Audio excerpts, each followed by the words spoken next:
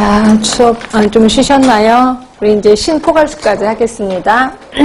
신포괄수까지는 지금 현재 하고 있는 건 아니고요. 그냥 시범 사업이라고 생각하시면 돼요. 그래서 이게 나올 것 같지는 않은데, 우리 쪽에서는 일단 나올 것 같지는 않은데, 일단 들어가긴 하겠습니다.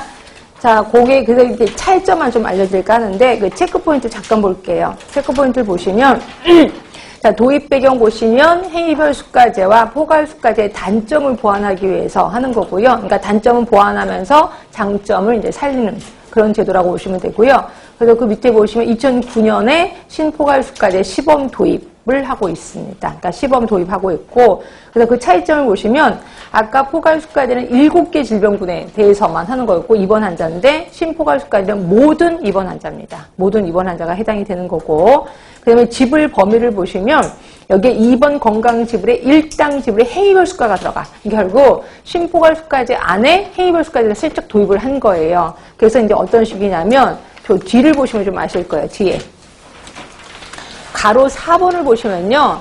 자, 요게 이제 크게 군을 3개의 군으로 나뉩니다. 하나가 하단 열외군, 그 다음에 정상군, 상단 열외군. 그래서 크게 3개의 군으로 나누는데, 하단 열외군은 행위별 수까제가 적용이 돼. 그러니까 이건 2번 일수에 따라 그렇습니다. 2번 일수가 너무 짧아. 이럴 때 이제 행위별 수까제를 깔아버리는 겁니다. 그리고 정상군. 그래서 이거는 이제 2번 일수가 딱 거기에 해당이 되면 이제 정상군이라고 하는 거고, 이거는 이제 거기에는 포괄 수까제 플러스 별도 보상은 행위별 수까제가 들어가는 거죠. 그래서 행위별 수까제가 되게 많이 들어갑니다. 그럼 이제 상단 열외군이야. 그러니까 조금 2번 일수가 좀 길어. 그러면 정상군까지는 포괄 수까제.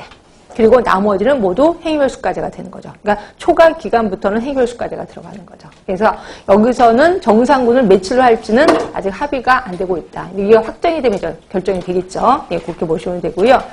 자, 결국 5번을 보시면 신포괄 수까제의 적용 방식을 보시면 크게 3개가 있는 거죠. 포괄 수까제 플러스 그 다음에 비포괄 수까제. 비포괄 수까제는 행위별 수까제로 하는 거고, 그다음에 가산 수가가 있습니다.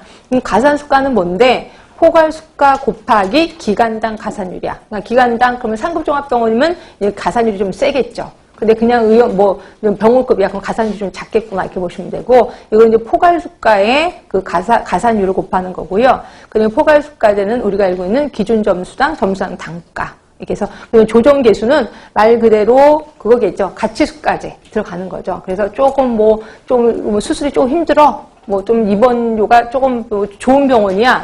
좋은 상급, 그러니까 입원실 자체가 좀 좋아. 그리고 검사료도 약간 조금 더 좀 정밀 검사. 그러면 이제 조정 계수가 들어간다. 이렇게 보시면 될 것 같고요. 그 다음에 비포괄 수까제, 이제 행위별 수까제. 거기에 이제 중환자실, 격리실 이런 것들이 좀 들어가는 거고, 수술 첫 치료도 조금 더 센 수술, 조금 에너지, 닥터들의 스트레스가 좀 쌓이는 수술이야. 그러면 좀 더, 그때 이제 행위별 수까지로 좀 들어가겠다는 거고, 펫도 그렇고 이렇습니다. 그래서 아직까지 정확한 거는 공개를 좀 안 한 상태여서 이 정도만 공개를 한 상태거든요. 그러니까 여러분들은 그 3개의 군으로 이루어져 있고, 거기 안에는 행위별 수까지가 되게 많이 들어가 있구나. 이것만 좀 알고 계시면 좋을 것 같아요. 그래서 신포괄 수까지 얘기를 했고요. 그러면 총괄 계약제 하면은 어느 나라 생각나세요? 어느 나라? 독일 생각하시면, 이것도 제가 설명드렸을 거예요. 자, 지불 측과 진료 측이 미리 진료 보수 총액을 정하는 거죠. 그래서 대부분 독일 같으면 뭐가 있다 했어요? 질병 금고가 있다라고 표현했고요. 그래서 질병 금고, 그게 이제 지불 측이지. 그다음에 진료 측 하면은 이제 병원 의원을 얘기하는 거고요. 둘이 만나서 1년 동안 총액을 정합니다. 1년에 얼마.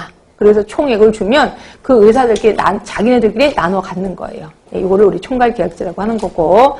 자, 장점. 총의료비 억제가 가능할 겁니다. 왜냐면 총의료비가 엄청 셀 거 아니에요. 그래서 이거 조금 깎아줘야 되는 거 아니야? 이러면서 이제 억제하게 되는 거고요.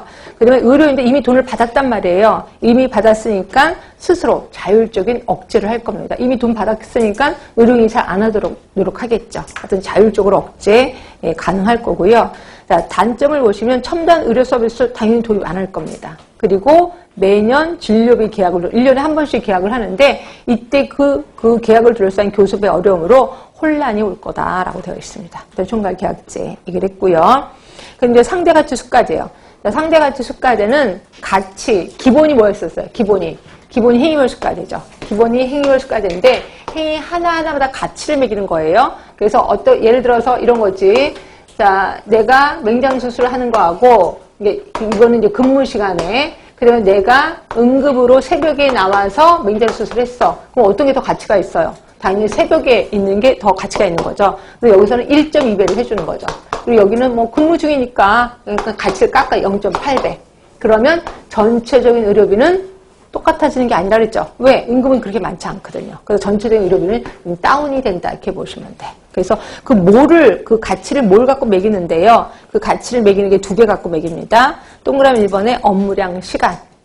또 하나가 업무량 강도. 요 두 개 갖고 매기는 거죠. 그래서 시간은 말 그대로 어떤 일정 시간을 넘어가 버리면 1.2배를 해주는 거지. 자, 그런데 강도는 세 개 갖고 합니다. 하나가 육체적인 노력, 또 하나가 정신적인 노력, 또 하나가 스트레스. 세 개 하고 있습니다. 그러니까 이런 것들도 한 번도 문제 나온 적은 없는데 혹시 쑥 나올까봐 육체적 노력, 정신적 노력, 스트레스. 이게 이제 업무량의 강도. 이렇게 해서 보시면 되고요. 자, 이렇게 해서 진료비, 보수지불제도. 근데 여태까지 다 정리를 한 게 옆에 있는 표입니다. 그래서 이것도 하나하나 장점, 단점을 읽어보시고 이해가 되시면 난 확실히 아는 거야. 근데 이해가 안 되면 난 아직 모르고 있나 봐. 이러면서 이제 공부를 하셔야 됩니다. 하여튼 이렇게 해서 보시고. 자, 그 다음에 보건의료 전달 체계를 좀 할 건데요. 지금까지는 이제 의사들한테 주는 돈, 지불보상 제도를 한 거고, 자, 전달 체계는, 자, 이거를 국민들한테 전달할 때 그냥 네가 필요하면 네가 가져가 라고 하면서 말 그대로 자유경쟁 시장화의 체계 놔둬. 자유시장 경쟁. 그래서 시장에서 물건 사듯이 네가 알아서 해 라고 한다면 어떤 끔찍한 일이 벌어지냐면 의료의 양극화 현상이 일어난단 말이에요. 의료의 양극화 현상. 그래서 최고급 의료를 최고급 의료, 그 다음에 저급 의료, 최고급 의료, 저급 의료, 이게 양극화 현상이 일어나요. 항상 이렇게 양극화 현상이 일어나면 이거를 우린 시장 실패했다라고 본다는 거죠. 그러기 위해서 적절하게 서비스 전달 체계를 만들어줘야 된다는 거죠. 이런 상황까지 오지 않게끔. 그래서 이제 전달 체계를 얘기를 하고 있습니다. 자, 전달 체계는 말 그대로, 그러니까 요거를 좀 단어 뜻을 좀 알고 계시는 게 좋은데, 전달 체계 하면 두 가지 개념이에요. 전달 체계. 하나가